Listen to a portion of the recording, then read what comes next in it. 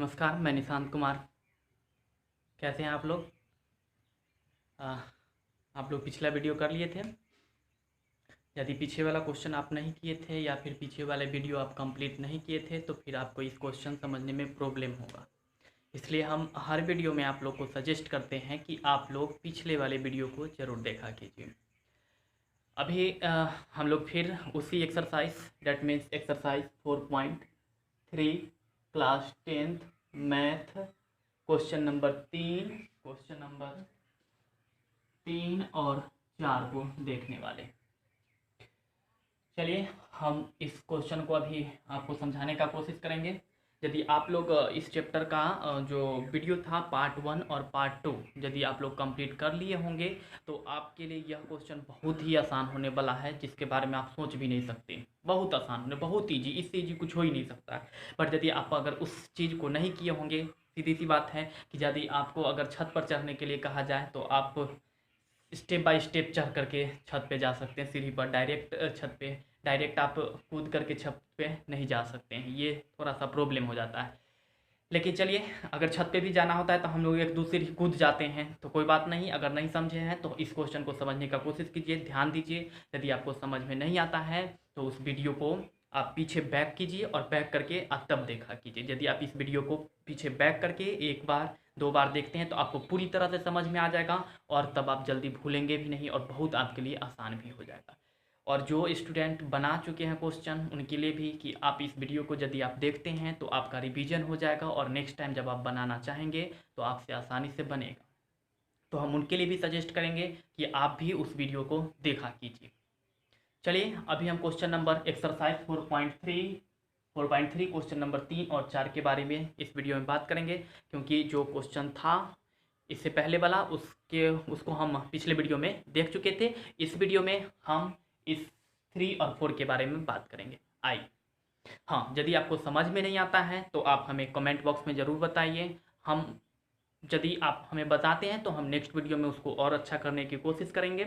और एक बात और कि आप लोग वीडियो को देख लेते हैं और लाइक्स नहीं करते हैं, छोड़ देते हैं, सिर्फ आप अपना काम करके छोड़ देते हैं। तो ऐसा मत किया कीजिए, लाइक्स कर दिया कीजिए और हाँ, वीडियो को शेयर करते रहिए।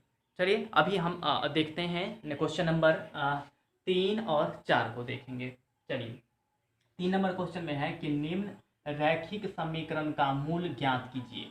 मतलब जो नीचे में रैखिक समीकरण है, यहाँ पर जो समीकरण दिया हुआ है इस समीकरण का हमें मूल ज्ञात करना है। याद रखिए कि यहाँ पर यह नहीं कह रहा है कि कौन सा विधि से करना है। मतलब हम 2-3 विधि बताए हैं, पूर्ण वर्ग विधि, गुणनखंड विधि और द्विघाती सूत्र। तो वो नहीं बोला गया है कि कौन सा विधि से हमें करना है। तो हम जो आसान हमें लगेगा हम उस विधि से इसमें कर सकते हैं। चलिए देखिए यहाँ पर पहला नंबर 3 का 1 का सलूशन। क्वेश्चन देखिए पहले x-1/x बराबर में 3।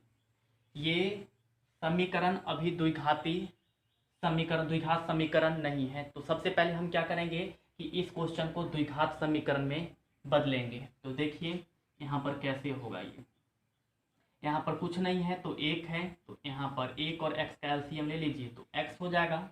तो यहाँ पर कुछ नहीं है तो 1 है, तो यदि 1 से x में भाग दीजिएगा तो x होगा और उस x को x से गुना कर दीजिएगा तो x²। फिर x से x में भाग दीजिएगा तो कैंसिल और 1 बचेगा। x से x में भाग दीजिएगा तो कैंसिल होकर 1 बचेगा और 1 को जब इस 1 से आप गुना कीजिएगा तो माइनस में 1 बराबर में 3। अभी 3 के बगल में कुछ नहीं है तो नीचे हम 1 लिख सकते हैं। तो अब इसका जब हम क्रॉस मल्टीप्लिकेशन करते हैं, तिरछी गुना करते हैं, क्रॉस मल्टीप्लिकेशन जब करेंगे तिरछी गुना, तो x² - 1 को यदि 1 से गुना करेंगे तो x² - 1 बराबर 3 को x से गुना कर देंगे तो 3x। अब x² माइनस ये 3x इधर प्लस में है, इधर आएगा तो माइनस में, तो -3x - 1 बराबर 0 हो गया।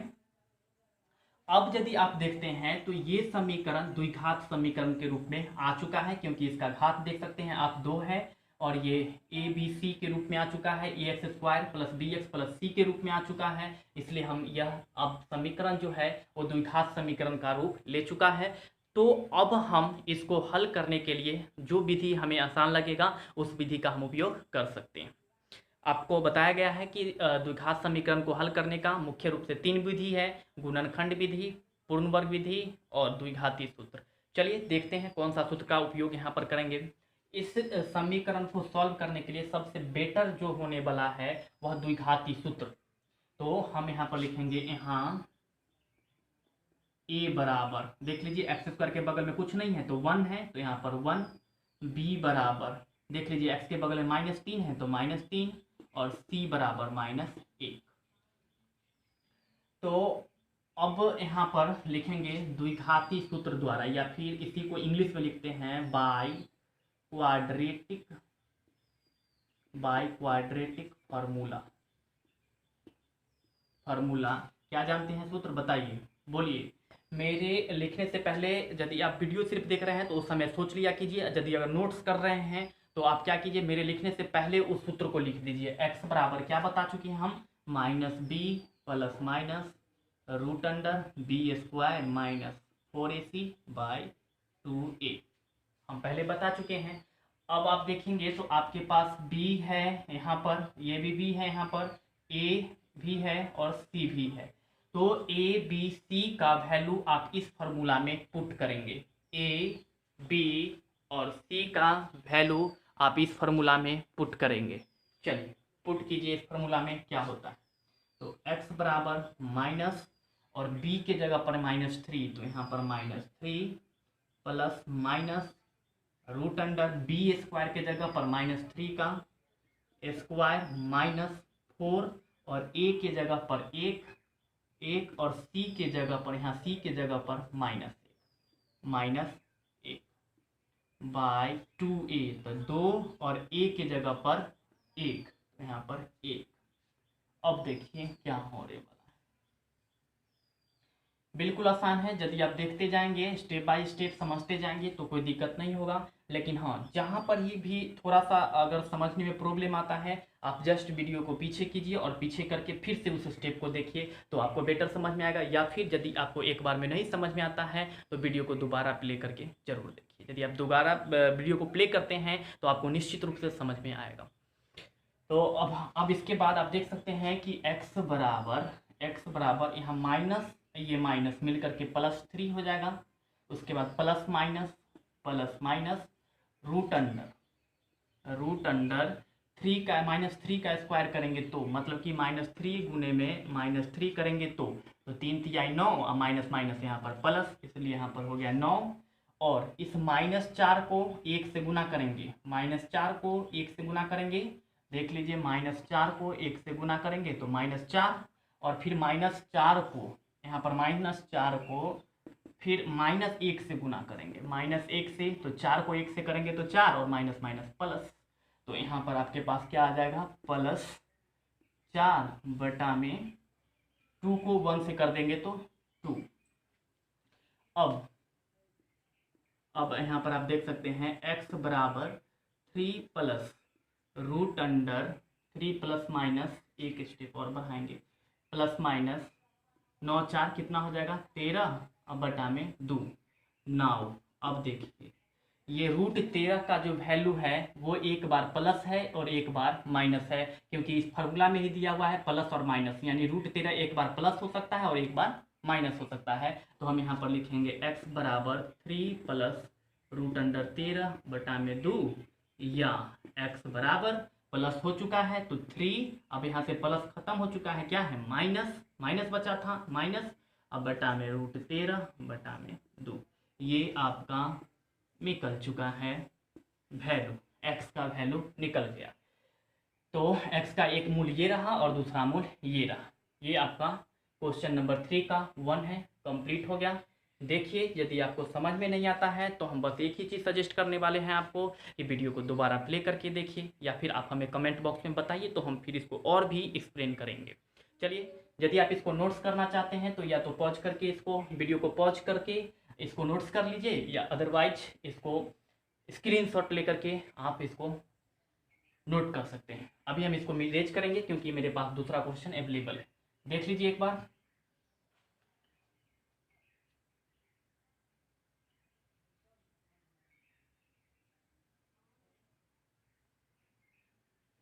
चलिए चलिए इरेज कर रहे हैं।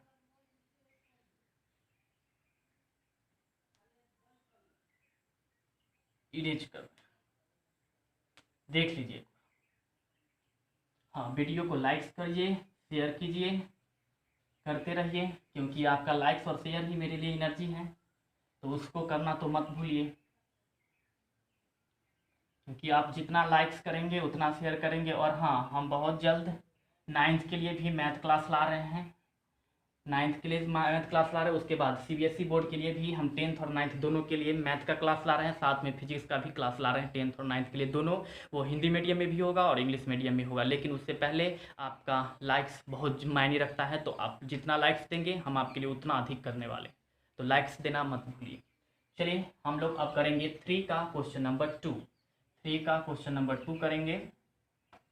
देखिए 3 का क्वेश्चन नंबर 2 ये कुछ अलग प्रकार का है, थोड़ा सा ये क्वेश्चन अलग है, बट बनेगा सब एक ही फार्मूला से। देख लीजिए 3 का क्वेश्चन नंबर 2 है 1/में x+4 माइनस 1/में x-7 बराबर 11/में 30।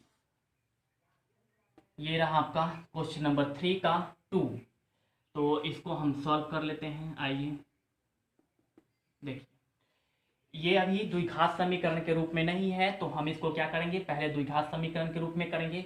एक बात और कि इस प्रकार का क्वेश्चन आपको एनसीईआरटी में बहुत कम है, आपको दूसरे बुक में बहुत मतलब इस प्रकार का और भी बहुत सारा क्वेश्चन मिलेगा, जैसे कि भारती भवन हो गया, RD शर्मा हो गया, एस चांद हो गया, सिटीजन हो गया। तो ये सब पब्लिकेशन का जब आप बुक देखें तो उसमें क्या होगा कि इस प्रकार का क्वेश्चन आपको बहुत सारा मिलेगा। तो सब एक ही फार्मूला से बनेगा, उसके लिए कोई अलग से फार्मूला नहीं है। यदि आप इस क्वेश्चन को देखते हैं तो आप वह क्वेश्चन को भी बना सकते हैं। क्वेश्चन बनाना सीखिए, क्वेश्चन उतारना नहीं। मैंने बहुत बार ये बात बोला कि क्वेश्चन को बनाना सीखना है, उसको उतारना नहीं। आइए हम देखते हैं अभी इसको कैसे बनाया जाएगा। चलिए ये x+4 और x-7 दोनों को LCM ले लीजिए। तो यहाँ पर हो जाएगा x+4 और इधर हो जाएगा x-7। अब इस LCM में x+4 से जब भाग देंगे तो ये x+4 कैंसिल हो जाएगा, हमारे पास क्या बचेगा x-7। तो इस x-7 को यहाँ पर उतार दिए, फिर यहाँ पर माइनस, तो माइनस हो गया। और फिर ये x+4 को x-7 में x-7 से भाग देने पर तो ये x-7 कैंसिल हो जाएगा, तो क्या बचने वाला है x+4। तो यहाँ पर हम लिख देंगे x+4 बराबर 11/30। तो नेक्स्ट बात होने वाला है, इस चीज़ को ध्यान से समझिए, यही बहुत बड़े मायने रखते, बहुत बच्चा को ये नहीं समझ में आता। 70% स्टूडेंट इस चीज़ को नहीं समझ पाते हैं, तो इसलिए यहाँ पर ध्यान देने वाली बात है। चलिए अब यहाँ पर आप देख सकते हैं कि यदि हम इस x को इस x से गुना करेंगे तो x², फिर इस x को -7 से गुना करेंगे तो -7x, फिर 4 को x से गुना करेंगे तो प्लस में 4x, और 4 को -7 से गुना करेंगे तो -28, और x-7 ये x-7 माइनस, जब ब्रैकेट हटेगा तो ये +x था तो -x हो जाएगा, ये +4 था तो -4 बराबर 11/30। अब आप देख सकते हैं कि ये x और ये x कैंसिल, क्योंकि ये +x था और ये -x था। अब आपके पास बचा -7 -4, तो माइनस माइनस प्लस हो जाएगा, तो -7 और -4 को जोड़ देंगे -11, और यहाँ पर बचने वाला है x², ये -7x और +4x, तो माइनस प्लस माइनस, तो 7 में से 4 घटा देंगे तो यहाँ पर 3 -3x, और यहाँ पर ये -28 बराबर 11/30। अब ये 11 और ये 11 कैंसिल, यहाँ पर 1 बच गया, यहाँ पर -1 बचेगा। तो अब इसको हम क्रॉस मल्टीप्लिकेशन जब करेंगे तो इसको इससे गुना करेंगे और इसको इससे गुना करेंगे, तो क्या होगा देखिए, x² - 3x - 28 को 1 से गुना करेंगे तो सेम उतरेगा, x² - 3x - 28 बराबर, और यहाँ पर 1 है -1 है, तो यहाँ पर आपके पास हो जाएगा -1 को 30 से गुना करेंगे तो -30। अब ये इधर -30 है, यदि यह इक्वल के इधर आ जाएगा तो +30 होगा, तो देखिए लिखिए +30, x² - 3x - 28 + 30 बराबर 0। तो यहाँ पर आपके पास बचेगा x² माइनस 3x और -28 और +30 माइनस प्लस, तो माइनस प्लस माइनस होगा, तो 30 में से 28 घटा देंगे तो 2, और साइन जो होगा वो बड़ा नंबर वाला होता है। तो आप देख सकते हैं बड़ा नंबर इसमें कौन है, 30, और 30 का साइन है प्लस, इसलिए यहाँ पर +2 बराबर 0। नेक्स्ट इसके आगे क्या होगा, देखिए यहाँ पर है x² माइनस 3x प्लस 2 बराबर 0। तो आप देख सकते हैं कि यहाँ पर ऐसी कौन सी संख्या होगा जिसको हम गुना करेंगे तो वो +2 हो जाएगा, और जोड़ेंगे तो -3 हो जाएगा। गुना करने पर +2 होना चाहिए और जोड़ने पर -3 होना चाहिए। चलिए देखिए, यदि -2 को -1 से गुना करते हैं तो 2 को 1 से गुना करेंगे तो यहाँ पर 2, आइए माइनस माइनस यहाँ पर प्लस हो जाएगा, और -2 को अगर -1 में जोड़ते हैं तो देखिए -2 प्लस -1 -2, ये प्लस माइनस -1 बराबर यहाँ पर -3। इसका मतलब कि -2 और -1 वह दो संख्या है जिसको गुना करने पर +2 आएगा और उसको जोड़ने पर -3 आएगा। गुना करने पर +2 और जोड़ने पर -3, और वह कौन सा संख्या है, तो एक है -2 और दूसरा है -1। तो इस 3x को हम इसके रूप में तोड़ेंगे। देखिए क्या होगा, x² और ये -3x के जगह पर हो जाएगा -2x और -x और प्लस में 2 बराबर 0। तो यहाँ पर x यदि आप कॉमन ले लेते हैं तो होगा x माइनस में 2, और यहाँ पर -1 कॉमन ले लेते हैं तो x, ये प्लस था, हम -1 कॉमन लिए तो प्लस माइनस मिल करके यहाँ पर -2 बराबर 0। तो यहाँ पर कॉमन x माइनस 2 यहाँ भी है और x माइनस 2 यहाँ भी है, तो इस चीज़ को हम यहाँ पर कॉमन लेंगे। तो x माइनस 2 कॉमन ले लिए, तो अब देखिए इस पॉइंट में से जब x माइनस 2 कॉमन ले लिए तो यहाँ पर क्या बच रहा है, सिर्फ x, और इस पार्ट में से x माइनस 2 कॉमन ले चुके हैं तो बच रहा है -1, तो -1 बराबर 0। अब ये 0 जो है ये इसके भी बराबर है और इसके भी बराबर है, ये 0 इसके भी बराबर हो सकता है और इसके भी बराबर, तो हम लिखेंगे नाउ x माइनस 2 बराबर 0 या x माइनस 1 बराबर 0।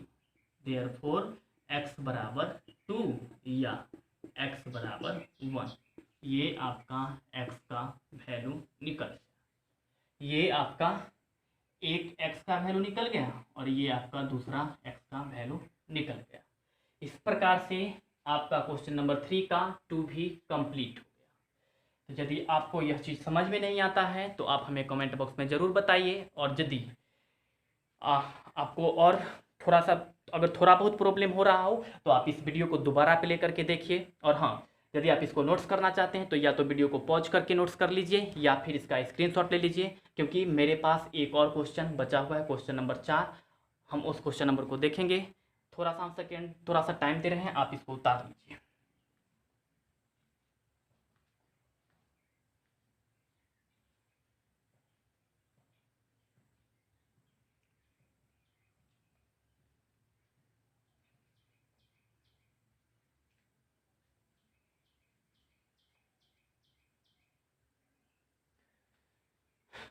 चलिए अभी हम इसको इरेज करते हैं। हम अब क्वेश्चन नंबर 4 देखेंगे। आइए, यदि आपको समझ में नहीं आता है तो हम बार बार आपको बता रहे हैं कि आप हमें कमेंट बॉक्स में ज़रूर बताइए, या फिर आप मुझे इस नंबर पे भी व्हाट्सअप कर सकते हैं 7042550344। इस नंबर पे भी व्हाट्सअप कर सकते हैं और पर्सनली मुझे इंडिविजुअली भी बता सकते हैं। चलिए अभी हम क्वेश्चन नंबर 4 को देखेंगे। इस पार्ट को हम इरेज कर रहे हैं, आप स्क्रीनशॉट इसका ले लीजिए।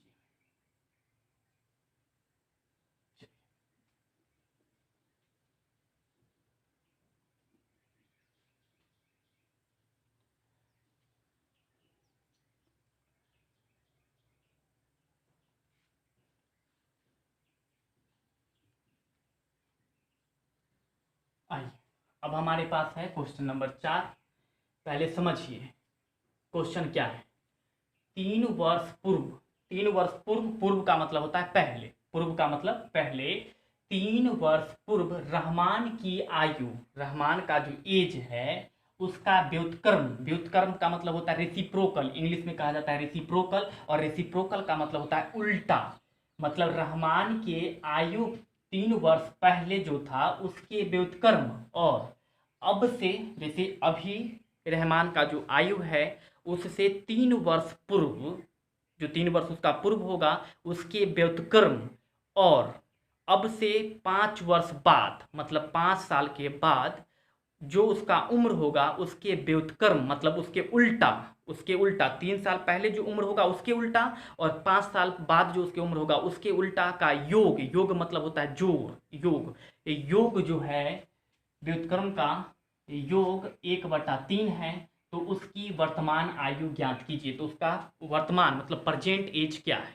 सोचो कि अगर इसका उम्र x है तो 3 साल पहले इसका उम्र कितना हो जाएगा, x-3, और 5 साल बाद कितना हो जाएगा, तो अभी x है तो 5 साल के बाद कितना हो जाएगा, तो x+5, और इसके व्युत्क्रम मतलब इसके रेसिप्रोकल, व्युत्क्रम को इंग्लिश में कहा जाता है रेसिप्रोकल, रेसिप्रोकल, और रेसिप्रोकल का मतलब होता है उल्टा, उल्टा। तो इसका उल्टा क्या हो जाएगा, x-3 का उल्टा 1/x-3 प्लस 1/x+5, इस दोनों का योग जो है तो 1/3 है। तो रहमान का प्रेजेंट एज क्या है, उसका अभी का वर्तमान आयु क्या है। तो चलिए अभी हम इसको स्टेटमेंट के द्वारा समझते हैं। 4 का सॉल्यूशन देखिए, मान लेते हैं कि माना कि रहमान की वर्तमान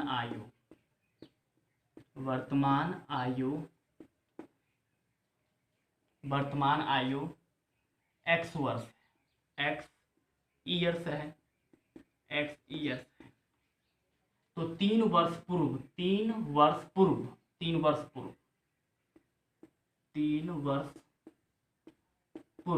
रहमान की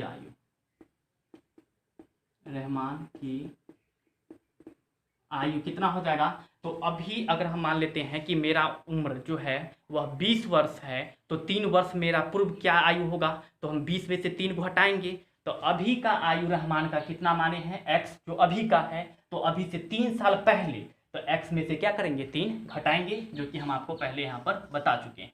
तो यहाँ पर रहमान की आयु 3 वर्ष पूर्व कितना होने वाला है, तो x-3, तो यहाँ पर हम लिख देंगे x-3 ईयर्स, और 5 वर्ष पश्चात इसको हम लिखते हैं आफ्टर 5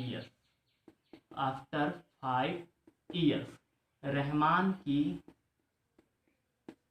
की आयु कितना हो जाएगा। तो अगर हम बोले कि अभी जो मेरा उम्र है वह 20 वर्ष है, तो 5 साल बाद मेरा उम्र कितना हो जाएगा, तो हम 20 में क्या करेंगे, 5 जोड़ेंगे। अभी मेरा, समझो बात, छोटी सी बात है, बहुत बड़ी बात नहीं, अभी मेरा उम्र 20 वर्ष है, तो 5 साल के बाद मेरा उम्र कितना होगा, तो 20 में हम क्या करेंगे, 5 को जोड़ देंगे। तो 20 में यदि 5 को जोड़ते हैं तो कितना निकलता है, 25। तो अभी का उम्र रहमान का x था, तो 5 वर्ष बाद कितना होने वाला है, तो x प्लस में 5, तो यहाँ पर हम लिख देंगे x प्लस में 5 ईयर्स, ये निकला। अब प्रश्न के अनुसार क्या है कि इसका उल्टा मतलब कि x-3 का उल्टा और x+5 का उल्टा का योग जो होगा वो 1/3 है, 1/3 है, यहाँ पर 1/3। तो देखिए हम लिखते हैं प्रश्नानुसार क्या है, प्रश्नानुसार कि इसका उल्टा कितना हो जाएगा, x-3 का उल्टा कितना, 1/x-3, तो यहाँ पर 1/x-3, इसका योग है इसलिए यहाँ पर प्लस, योग का मतलब होता है सम का मतलब होता है जोड़ना, और x+5 का व्युत्क्रम कितना होगा, x+5, इसका उल्टा 1/x+5, तो यहाँ पर हम लिख देंगे 1/x+5 बराबर, इसके दोनों का योग जो है वह कितना दिया हुआ है, 1/3, इसलिए यहाँ पर ये होने वाला है 1/3। अब इसको हम फिर क्या करेंगे कि द्विघात समीकरण के रूप में परिवर्तन करके इसका हम x का मान निकालेंगे। यदि x का मान निकल गया तो क्या होगा, रहमान का वर्तमान उम्र भी निकल सकता है। तो चलिए हम इसको देखते हैं। इसको और इसको दोनों को हम एलसीएम ले लेते हैं। तो x माइनस 3 और इधर हो जाएगा x प्लस में 5। अब इस x माइनस 3 और इस x प्लस 5 में यदि इस x माइनस 3 से भाग देते हैं तो x माइनस 3 कट जाएगा, यहाँ पर बचेगा x प्लस 5। तो यहाँ पर आपका हो गया x और प्लस में 5 और ये प्लस की जगह पर प्लस। फिर ये x माइनस 3 और x प्लस 5 में यदि आप इस x प्लस 5 से भाग देते हैं तो x प्लस 5 कैंसिल, तो यहाँ पर क्या बच जाएगा, x माइनस 3। तो यहाँ पर x माइनस में 3 बराबर 1/3। तो आप यहाँ पर देख सकते हैं कि ये x और ये x मिलके यहाँ पर हो जाएगा 2x और 5 प्लस में है और 3 माइनस में है, तो प्लस माइनस माइनस। तो 5 में से यदि आप 3 घटाते हैं तो यहाँ पर आपके पास आने वाला है 2/में। अब इस x को इस x से गुना करेंगे तो एक्स स्क्वायर और इस x को 5 से गुना करेंगे तो प्लस में कितना 5x और इस माइनस 3 को इस x से गुना करेंगे तो -3x और इस -3 को इस +5 से गुना करेंगे तो यहाँ पर आपके पास होने वाला है कितना, तो -15 बराबर 1/3। अब इसके बाद क्या होता है ये देखिए,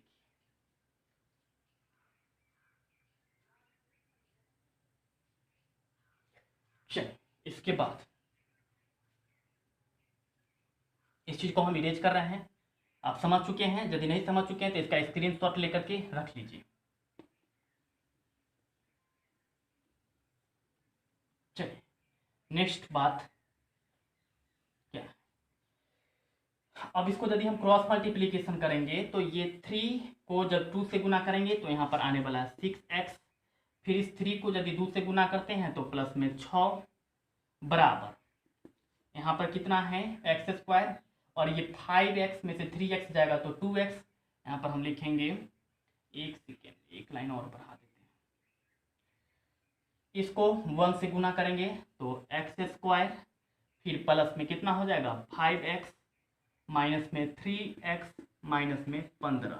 इसको 1 से गुना करिए फिर इसको 3 से तो बराबर में 3 को 2 से करेंगे तो प्लस में कितना हो जाएगा 6x और 3 को 2 से कर देंगे तो प्लस में 6। अब ये एक्स स्क्वायर और 5x में से 3x घटा लेंगे तो यहाँ पर बच जाएगा 2x और यहाँ पर -15 बराबर ये 6x इधर प्लस में है, इधर आएगा तो माइनस में 6x। ये 6x इधर प्लस में, इधर आएगा तो -6x और ये प्लस में 6 है, इधर आएगा तो -6 बराबर 0। अब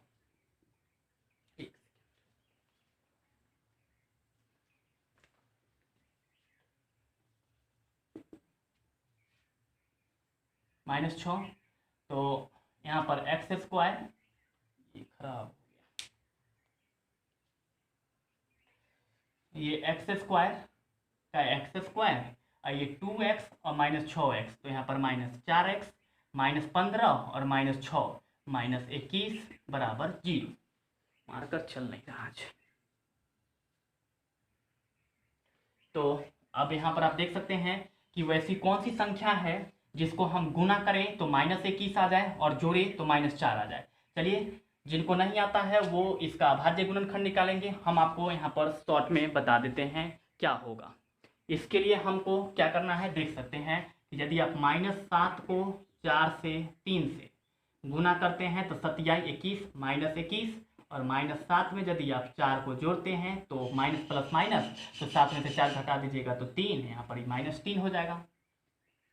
तो यहाँ पर आने वाला है आपके पास एक्स स्क्वायर और यहाँ पर इसको यदि हम तोड़ते हैं तो किसके रूप में टूटेगा 7 तो -7x और प्लस में 4x सॉरी 3x -21 बराबर 0। तो यहाँ पर आप x कॉमन ले सकते हैं तो x कॉमन ले लेंगे तो x माइनस में 7 और प्लस में यहाँ पर 3 कॉमन ले लेंगे तो x माइनस में 7 बराबर 0। अब x-7 यहाँ पर भी है और x-7 यहाँ पर भी है, तो आप इसको कॉमन ले लीजिए। तो आपके पास बचेगा x-7 और इधर बचेगा x+3 बराबर 0। तो नाउ अब क्या होगा, तो x-7 बराबर, एक सेकंड डाल देते हैं,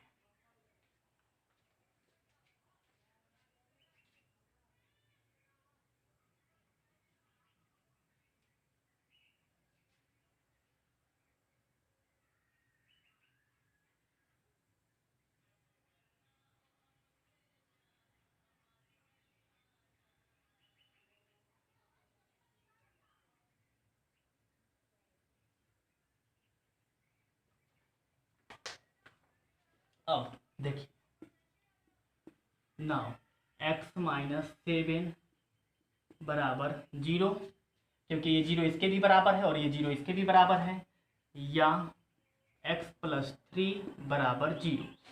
अब ये देयरफॉर x बराबर कितना हो जाएगा, ये यहाँ पर -7 है, उधर जाएगा तो +7, या x बराबर, ये इधर +3 है, इधर आएगा तो -3।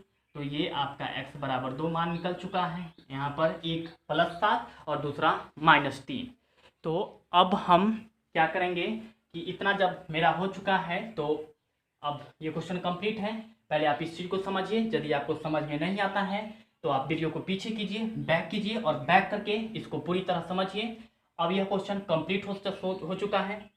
एक चीज़ यहाँ पर समझने वाली बात है कि किसी का उम्र जो है वो माइनस में नहीं हो सकता है, इसलिए हम इस -3 को छोड़ देंगे और किस चीज़ को लेंगे, तो +7 को लेंगे। तो यदि हम +7 लेते हैं तो देख सकते हैं यहाँ पर हम लिख देंगे अर्थात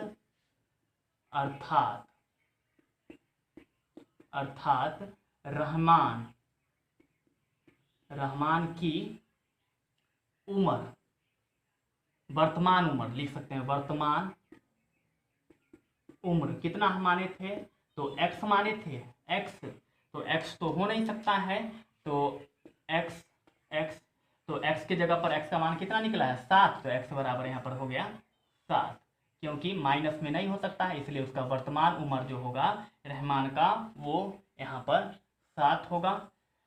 अब यहाँ पर थोड़ा सा मार्कर ख़त्म हो गया तो थोड़ा सा दिक्कत हो रहा होगा, तो जो हम बोले हैं वीडियो को पीछे कीजिए और जैसे जैसे हम बोलते गए हैं वैसे वैसे आप यहाँ पर नोट्स कर लीजिए। थोड़ा इस जगह पर 2 मिनट इस वीडियो में आपको परेशानी हुआ होगा, इसके लिए हम नेक्स्ट वीडियो में इस चीज़ को क्लियर करेंगे। हाँ ठीक है, और हाँ यदि आपको प्रॉब्लम होता है तो आप हमें कमेंट बॉक्स में ज़रूर बताइए। और हाँ, वीडियो को आप जब तक 2 से 3 बार आप नहीं देखते हैं तब तक आपको समझ में नहीं आएगा। ये कोई खेल नहीं है, मैथ है। यदि आप इसको अच्छे से देखते हैं, फोकस करके देखते हैं तो आपको बहुत ही बेहतरीन तरीके से समझ में आएगा। यदि आप इसको फोकस से नहीं देखते हैं तो आया हुआ भी आप नहीं समझ सकते हैं। इसलिए वीडियो को आप जो है तो दोबारा प्ले करके देखा कीजिए। जिनको आता है हम उनको भी बोलेंगे कि एक बार देखा कीजिए, ताकि क्या होगा कि उनका रिवीजन हो सकता है। चलिए आज की वीडियो में इतना ही। नेक्स्ट वीडियो में हम इसके अगले क्वेश्चन के साथ मिलेंगे। तब तक के लिए धन्यवाद।